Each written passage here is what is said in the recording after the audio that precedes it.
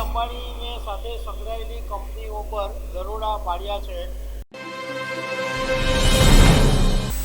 અનિલ અંબાણીની મુસીબત ઓછું થવાનું નામ જ નથી લેતું। એક તરફ એમના માતા કોકિલાબેન અંબાણી હોસ્પિટલમાં દાખલ છે, એમની તબિયત લથડેલી છે, અને બીજી તરફ આજે સીબીઆઈએ સવારે 7 વાગ્યાથી અનિલ અંબાણીના ઘરે અને અનિલ અંબાણીને સાથે સંકળાયેલી કંપનીઓ પર દરોડા પાડ્યા છે, જેને કારણે ભારે ચર્ચા ઊભી થઈ છે કે એક તરફ માતા હોસ્પિટલમાં છે અને બીજી તરફ અનિલ અંબાણીના ઘરે સીબીઆઈના અધિકારીઓ પહોંચી ગયા છે। તો આના વિશે તમારી સાથે વાત કરીશ। મારું નામ રાજેશ શાહ છે અને તમે જોઈ રહ્યા છો ગુજરાતના સૌથી મોટા ડિજિટલ પ્લેટફોર્મ ખબર છે .com। તમને ખ્યાલ હશે કે લગભગ 24 જુલાઈએ એન્ફોર્સમેન્ટ ડિરેક્ટોરેટ એટલે ઈડીની ટીમે લગભગ 35 સ્થળોએ દરોડા પાડ્યા હતા અને એ પછી અનિલ અંબાણીને ઈડીએ દિલ્હી પૂછપરછ માટે પણ બોલાવ્યા હતા।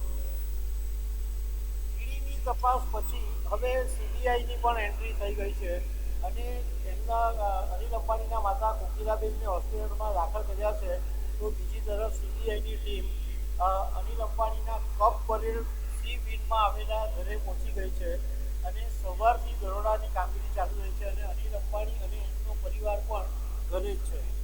હવે જાણવા મળેલી વિગત મુજબ સીબીઆઈએ શનિવારે રિલાયન્સ કોમ્યુનિકેશનની ના પ્રમોટર્સની સામે કેસ દાખલ કર્યો છે 2000 કરોડ રૂપિયાના કૌભાંડનો, અને આ જે કૌભાંડ છે એ સ્ટેટ બેંકની સાથે સંકળાયેલું છે અને સ્ટેટ બેંક સાથે વધુ 2000 કરોડ રૂપિયાની છેતરપિંડીના કેસમાં રિલાયન્સ કોમ્યુનિકેશનના પ્રમોટર્સ કંપનીઓ અને અનિલ અંબાણીના ઘરે દરોડા પાડવામાં આવ્યા છે। ઉપરાંત જે યસ બેંકનું 17,000 કરોડ રૂપિયાનું જે કૌભાંડ છે એમાં પણ સીબીઆઈએ 2 FIR નોંધેલી છે, તો એની પણ તપાસ થઈ ગઈ છે। હવે જાણવા મળેલી વિગત મુજબ સીબીઆઈ એ શોધી રહી છે કે અનિલ અંબાણી અને એની કંપનીઓ વચ્ચેની જે લેવડ દેવડ છે એના કોઈ દસ્તાવેજો મળે છે કે નહીં, એટલે અનિલ અંબાણીના ઘરે દસ્તાવેજો તપાસવામાં આવી રહ્યા છે।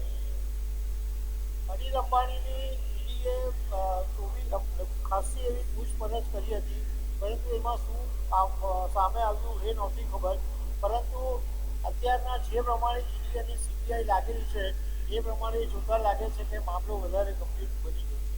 દર્શક મિત્રો, આજે અનેક વાતો સાથે અમે તમને બતાવીશું